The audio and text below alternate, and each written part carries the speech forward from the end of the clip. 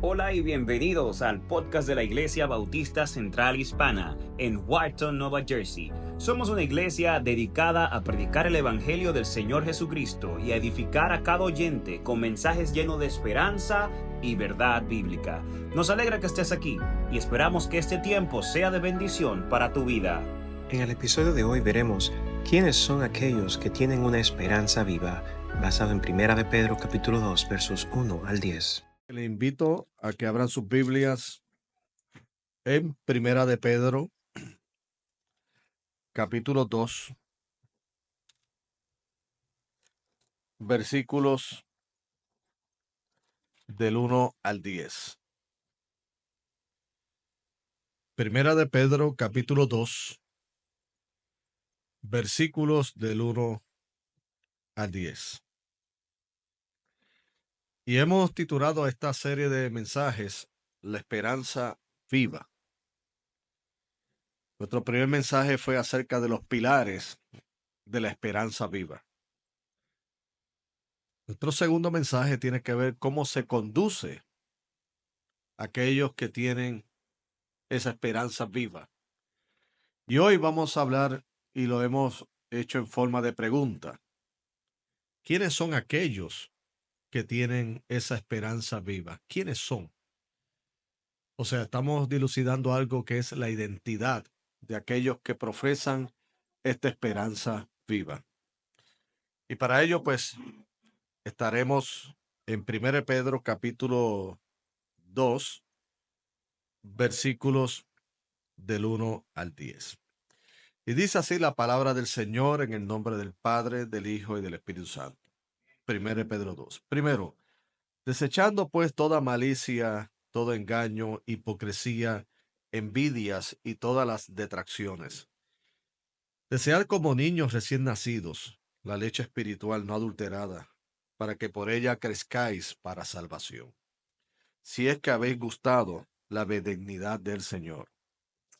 Acercándonos a él, piedra viva, desechada ciertamente por los hombres, mas para Dios escogida y preciosa. Vosotros también, como piedras vivas, sed edificados como casa espiritual y sacerdocio santo, para ofrecer sacrificios espirituales agradables a Dios por medio de Jesucristo. Por lo cual también contiene la Escritura: y aquí pongo en Sión la piedra principal del ángulo, escogida, preciosa, y el que creyere en él no será avergonzado. Para vosotros, pues, los que creéis, él es precioso. Pero para los que no creen, la piedra que los edificadores desecharon ha venido a ser la cabeza del ángulo, y piedra de tropiezo y roca que hace caer. Porque tropiezan en la palabra, siendo desobedientes, a lo cual fueron también destinados. Mas vosotros sois linaje escogido, real sacerdocio, nación santa, pueblo adquirido por Dios, para que anunciéis las virtudes de aquel que os llamó de las tinieblas a su luz admirable. Porque en otro tiempo no erais pueblo, pero que ahora sois pueblo de Dios, que en otro tiempo no habíais alcanzado misericordia, pero ahora habéis alcanzado misericordia. Pueden sentarse, mis queridos hermanos. Hablamos de los pilares, hablamos de la conducta. Hoy vamos a hablar de la identidad de aquellos que gozan de esta esperanza viva. Esperanza viva que viene como resultado de la fe en Jesucristo y de aquel que resucitó de entre los muertos, según dijo el apóstol Pedro. Una esperanza viva porque es una esperanza real y es una esperanza presente y una esperanza que futura. No está fundamentado en algún mito, no está fundamentado en una leyenda, sino que está fundamentada primeramente en la palabra de Dios y en aquel personaje histórico, en la persona de Jesucristo, del cual creemos por el testimonio de las Escrituras, que es el Verbo de Dios, aquel que goza la doble naturaleza, 100% Dios y 100% hombre, que vino a dar precisamente esperanza a la humanidad, porque el pueblo se hallaba en oscuridad. El pueblo se hallaba en desorientación en respecto a su relación con Dios. El pecado había oscurecido su entendimiento y, como dijo el apóstol Pablo, no buscan a Dios. No hay un justo, ni siquiera que solo uno. Y ante ese panorama tan tétrico de la condición del hombre, nuestro Dios, en lugar de dejarnos a la aventura de nuestro destino condenatorio, sin embargo, envió a Jesucristo para morir por nosotros en la cruz del Calvario y en su lugar crucificar nuestras transgresiones, crucificar nuestra culpa y a través de la fe en Él, nosotros poder tener no solamente la reconciliación con Dios, sino también lo que viene como resultado de esa reconciliación, que es el perdón de pecados, el que seamos sus hijos legítimamente, el que podamos tener esperanza de que las promesas que están en las Escrituras, de que aquellas promesas que el mismo Jesucristo habló, nosotros podamos ser recipientes de ellas y tengamos el derecho y las razones para creerlas. Todo eso es posible por gracias a Jesucristo, que es nuestra esperanza que viva.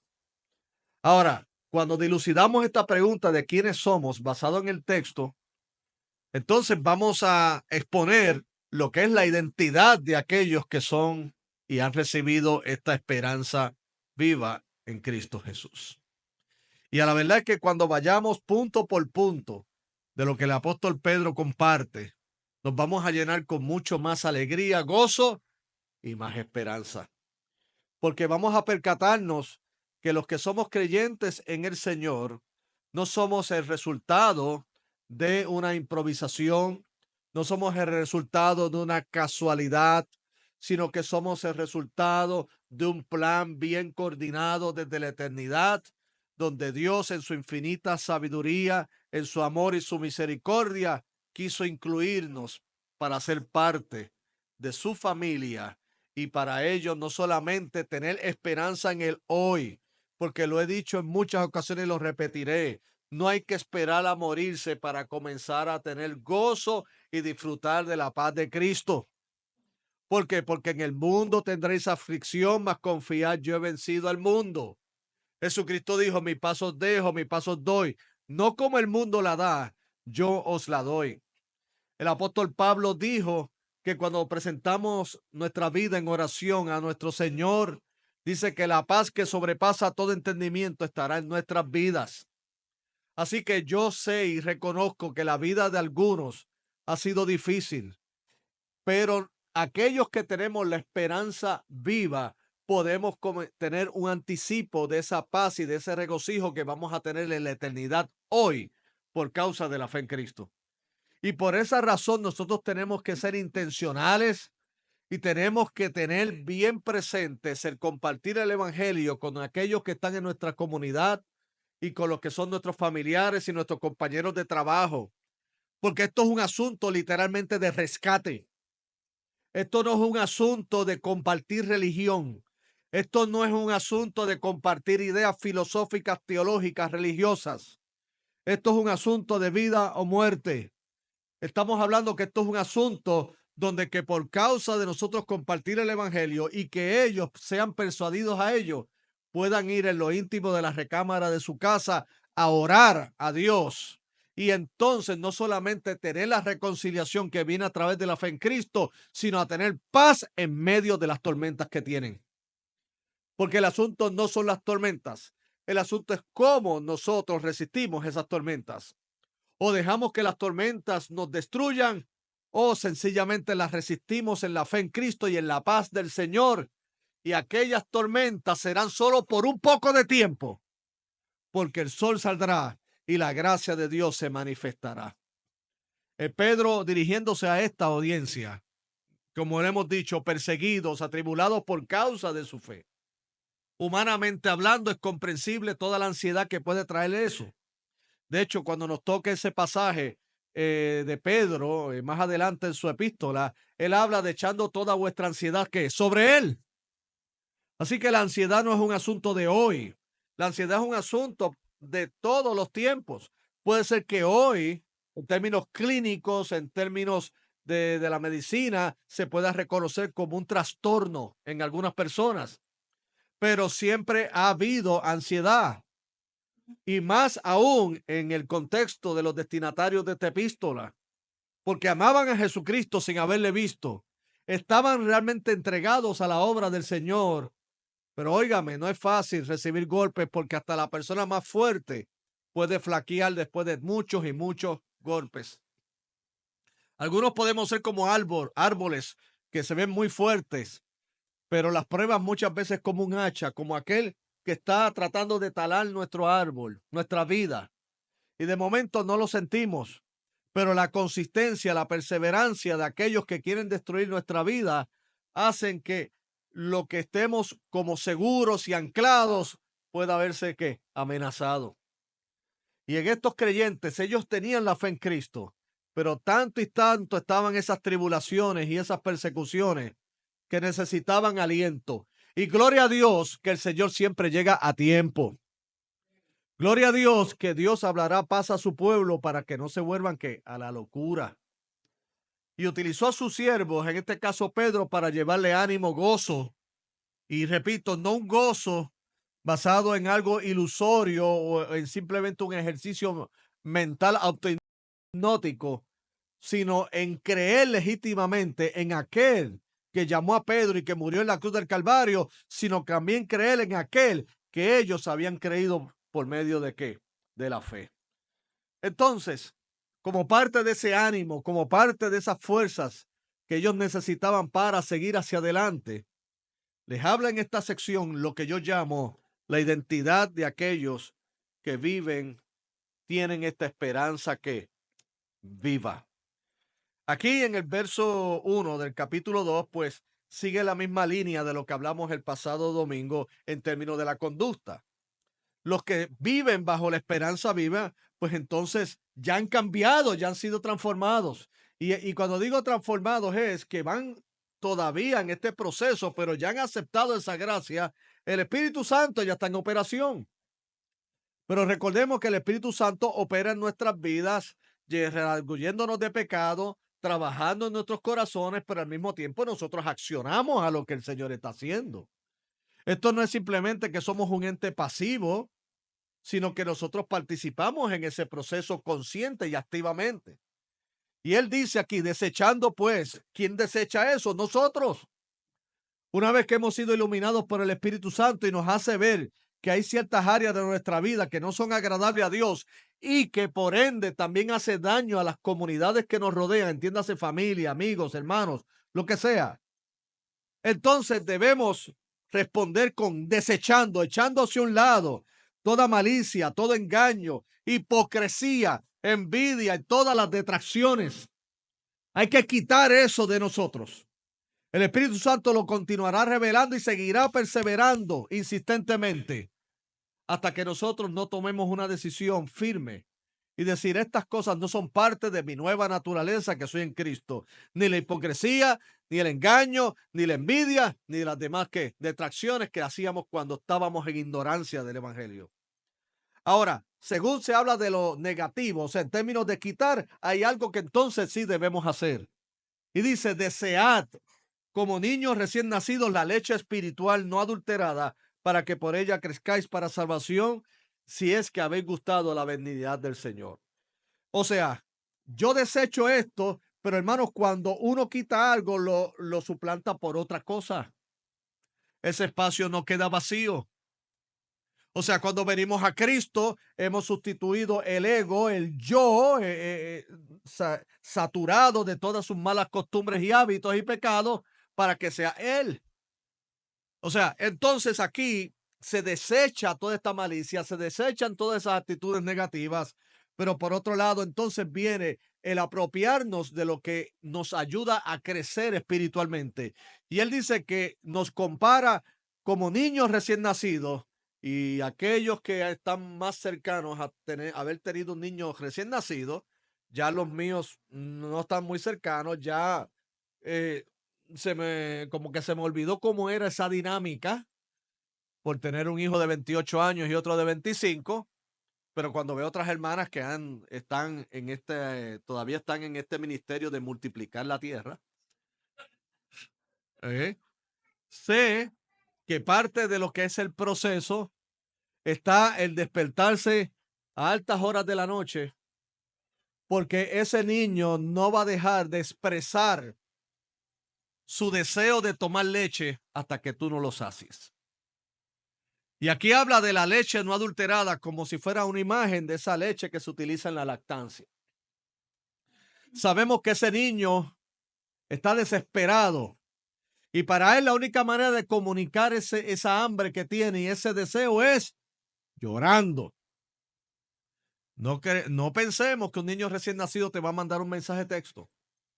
No pensemos que un niño te va a decir, hola, por favor, ¿me podrás suministrar la lechita de hoy? Sino que ellos van a hacerlo de la única manera en que ese momento, en esa etapa de su proceso humano pueden expresarlo. Y es, dámelo de otra manera. ¿Por qué? Porque la desean, la anhelan, la necesitan. Obviamente, mis queridos hermanos, esto es una imagen, una ilustración. Pero así como estamos en Cristo, si queremos crecer espiritualmente, tiene que haber un anhelo, tiene que haber un hambre, tiene que haber realmente una sed de Dios. Una sed. Y cuando usted tiene sed y hambre, va al lugar que le va a mitigar esa necesidad.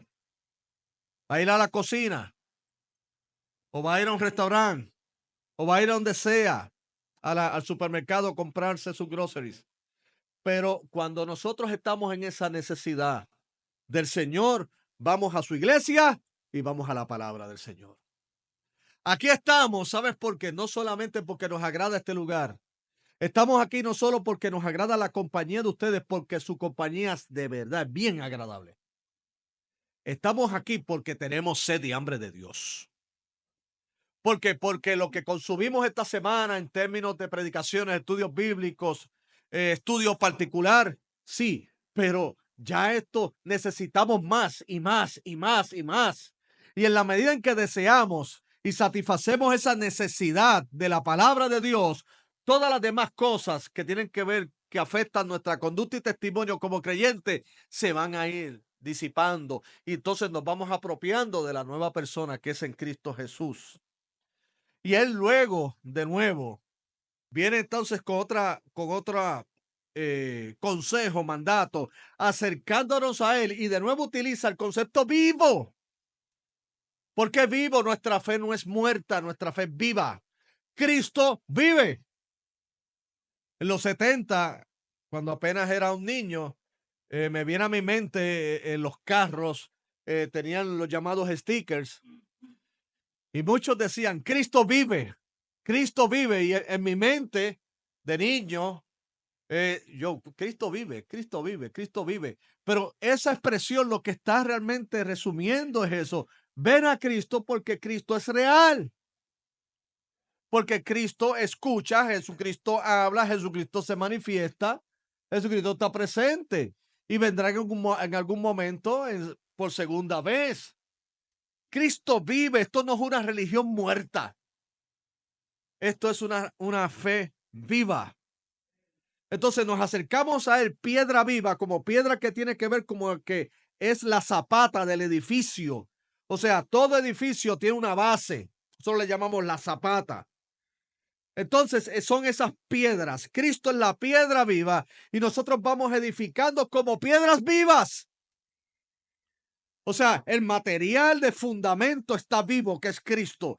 Y nosotros que vamos edificando somos piedras vivas porque somos aquellos recipientes de esa esperanza viva y de esa fe en Cristo Jesús. Usted, entre muchas cosas que la Biblia que usted dice de usted y de mí, es que somos piedras vivas. Y que estamos ser edificados como casa espiritual para entonces ser aceptables a Dios por medio de Jesucristo. Ahora, habiendo dicho esto, porque estos son los versículos que anteceden el texto que voy a utilizar para mi exposición en esta tarde, era necesario para entender lo que el Señor nos quiere decir a nosotros sobre nuestra identidad. Porque dice en el verso 9, y algunos yo sé que lo saben de memoria. Mas vosotros sois ¿qué? Linaje escogido. Esa es nuestra identidad. Real sacerdocio, nación santa, pueblo adquirido por Dios, para que anunciéis las virtudes del que os llamó de las tinieblas a su luz que admirable.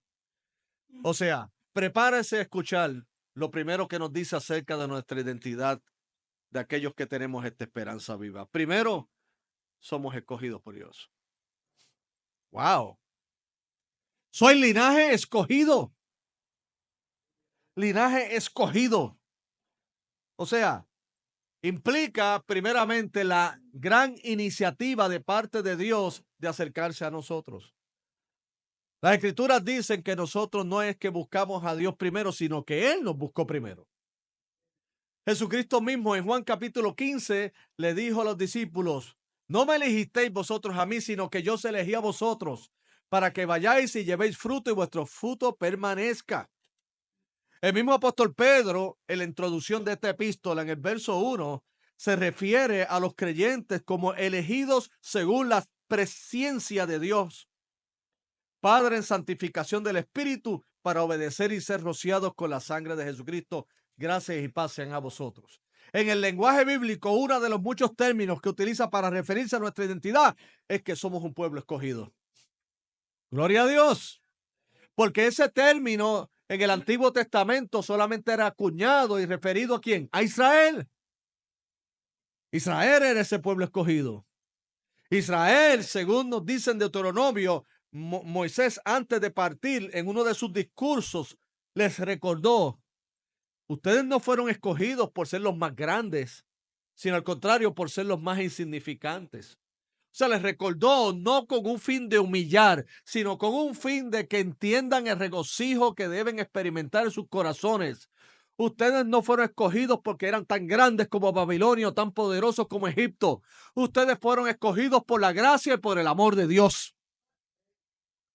Porque Dios en sí mismo no es que escoge lo grande para hacer cosas grandes, sino que escoge lo que parece insignificante para hacer cosas grandes.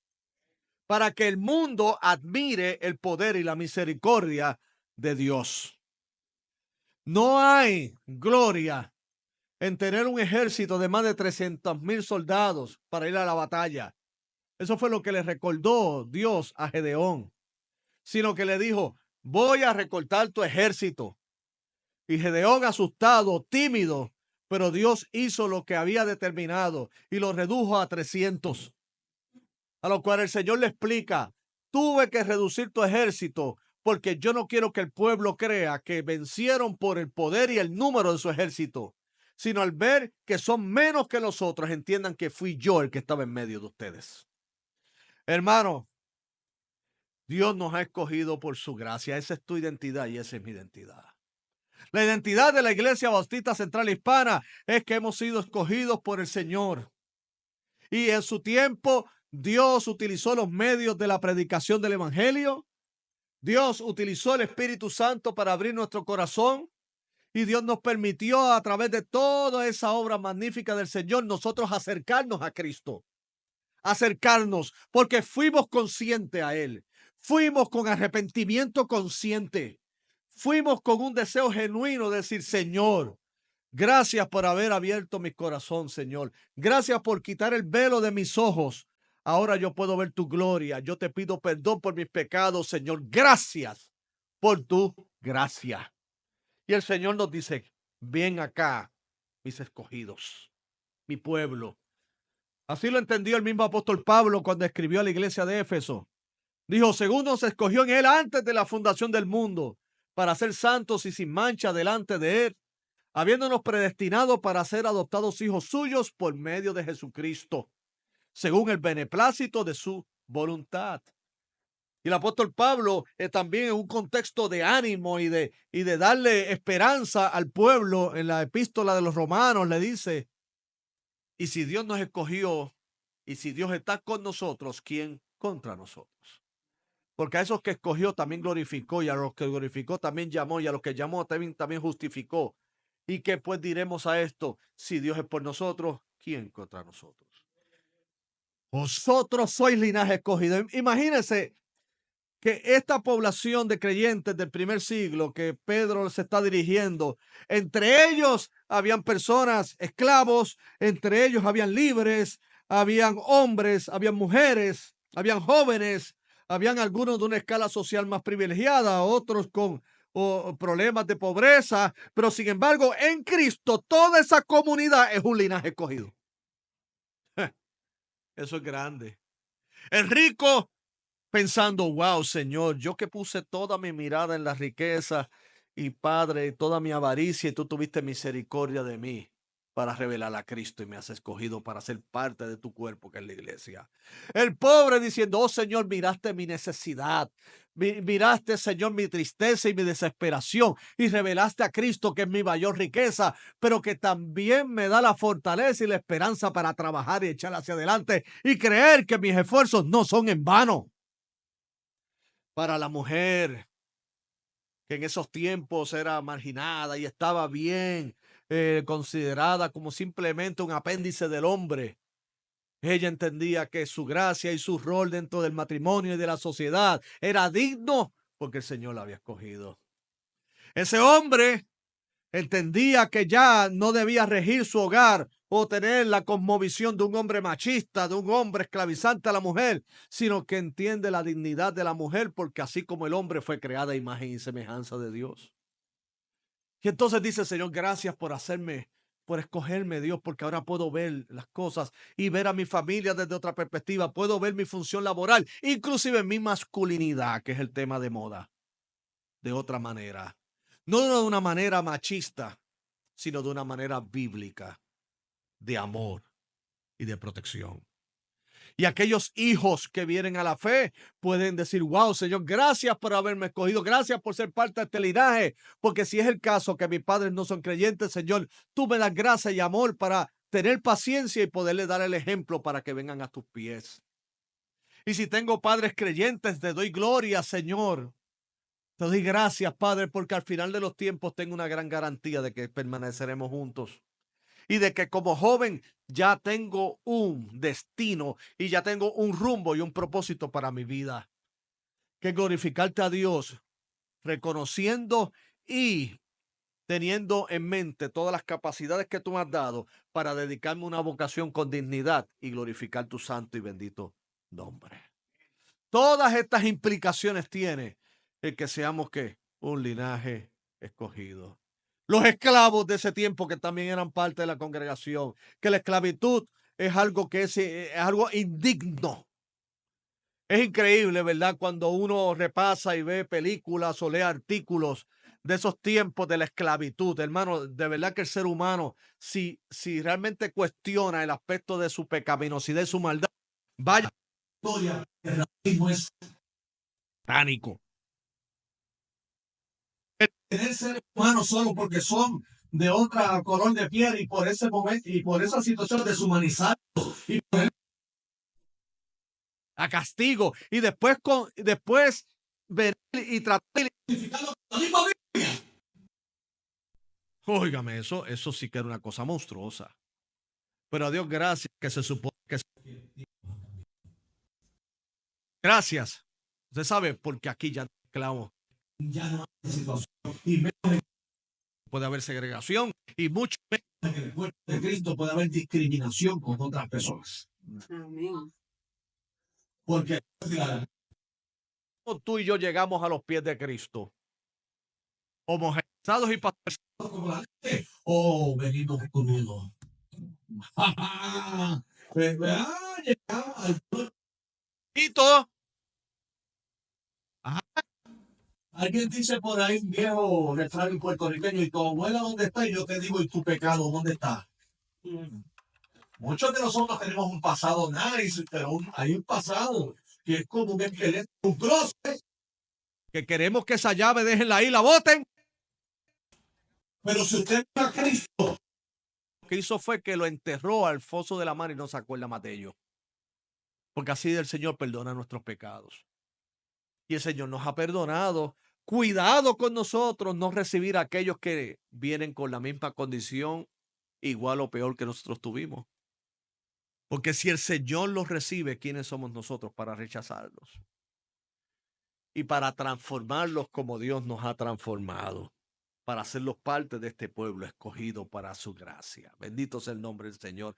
Así que, iglesia, posiblemente para usted esto es un recuerdo, pero hay recuerdos que son agradables y nos dan ánimos hoy. Yo no sé cómo la pasaron el viernes. El viernes fue el día del amor. Y yo sé que esto es algo que para nosotros los creyentes se supone que nuestras relaciones matrimoniales y toda esa cuestión lo tengamos presente todos los días, pero nos aprovechamos, tampoco criticamos estas costumbres. Son bonitas, son buenas.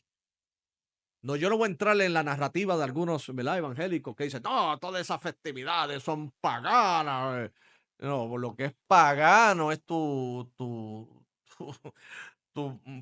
carencia de expresar emociones. Lo que es pagano es esa insensibilidad de corazón. Lo que es pagano es el cangrejo que tienes en el bolsillo, que por eso es que te justifica de no celebrar Navidad ni nada, porque no quieres dar nada. Tienes un cangrejo en el bolsillo. Hay gente que justifica su tacañería con eso. Pero ¿sabe algo? Ese día, a veces decimos, pero ¿por qué yo le voy a decir lo mismo que siempre le he dicho? Que te amo. Hermano, porque hay ciertas cosas que aunque tú las sepas, es bueno recordarlas. ¿Tú no crees? Es bueno. Un te amo todos los días antes de ir al trabajo es bueno. Un te amo antes de irnos a acostar es bueno. Un te amo después de discutir es difícil. Pero es bueno. Pero es difícil, ¿verdad? Mira, yo tengo un botón aquí. ¿Es difícil o no? Aleluya, esta hermana. Por eso que esta hermana a mí me agrada muchísimo, muy sincera. Porque el asunto no es que dejó de amar, es que uno está sentidito, ¿no? Uno está como que, ¡ey, ey, ey! Y luego, a pesar de que nos sentimos así, uno de los dos tomará iniciativa y nos va a preguntar como cuando Jesucristo le preguntó a Pedro, ¿me amas? Y uno hace, bueno, yo no soy Pedro, pero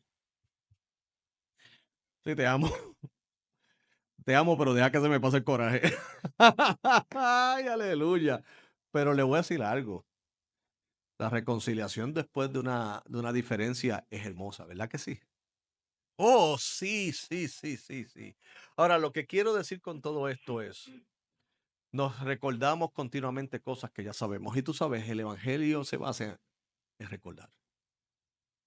En la cena del Señor recordamos.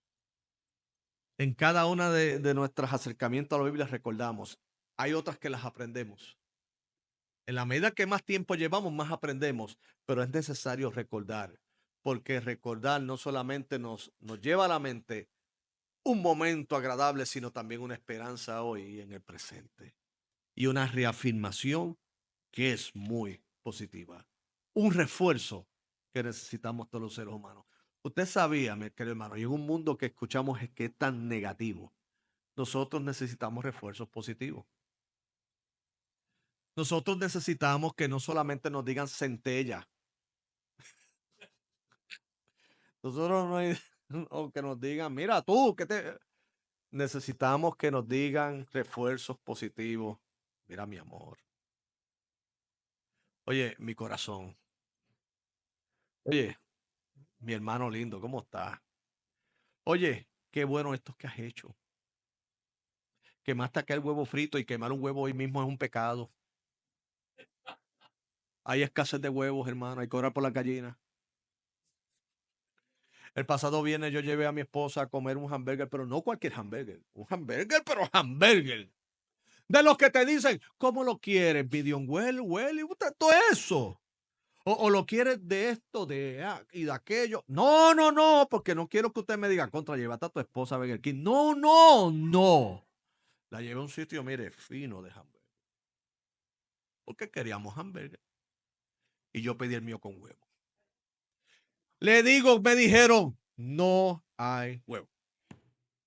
Ya yo vi el apocalipsis, yo vi que el mundo se va a acabar ya. Yo dije, ¿cómo es? Me dice, lamento decirle que no tenemos. ¿En serio? Me dice, sí, en serio. Y dije, cuando se va, dije, Michelle, esto es grave, tenemos que ir a Chopra y comprar todo lo que hay. Esto es grave. El huevo se ha vuelto algo realmente, hermano, un lujo. La hermana Eliana nos invitó a comer omelette a toda la iglesia. No le diga que no, porque esto es un gesto de amor y de generosidad no dado nunca en la historia. No es langosta, ¿ok? No es caviar, es huevo lo que vamos a comer. ¿Ok? En omelette, que se van más todavía. ¿Ok? Entonces, expresarle amor es un refuerzo positivo, hermano. Y acostumbrémonos como iglesia, y esto no es algo, hermanos, que lo digo como fin de hacerlo, sino que es algo que lo hacemos. Seguir reforzándonos, el decirnos que nos amamos legítimamente.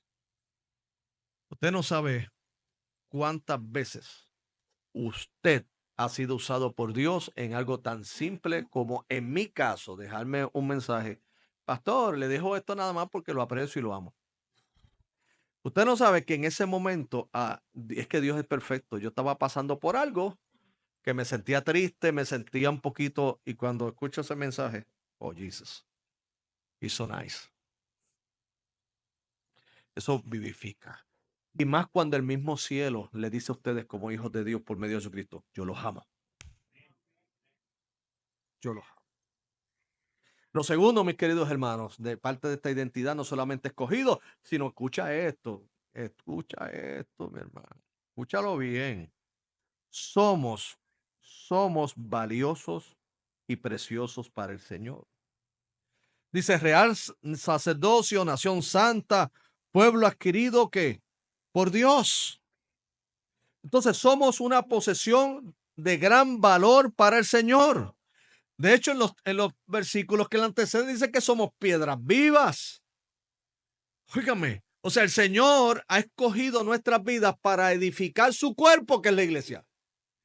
Porque los edificios de las iglesias no son edificados con la madera o el cemento, los bloques, es edificada con la gente. Si este edificio dejara de ser, la Iglesia Bautista Central Hispana seguirá siendo, y la Iglesia Presbiteriana Reformada también. Seguiremos siendo, ¿por qué? Porque aunque nos gustan estos edificios, nos aman y anhelamos que permanezcan, pero si dejan de ser, la iglesia no deja de ser. Porque los materiales con el cual Dios utiliza para edificar su iglesia somos nosotros y tú y yo. Porque para sus efectos de Dios somos su pueblo escogido, somos esas piedras vivas que se van edificando y vamos trabajando para la honra y gloria de ¿qué? Del Señor. Hermano, usted tiene valor. Primero ya tenía valor porque ha sido creado a imagen y semejanza de Dios. Antes de haber entregado su vida a Jesucristo, usted no era una basura.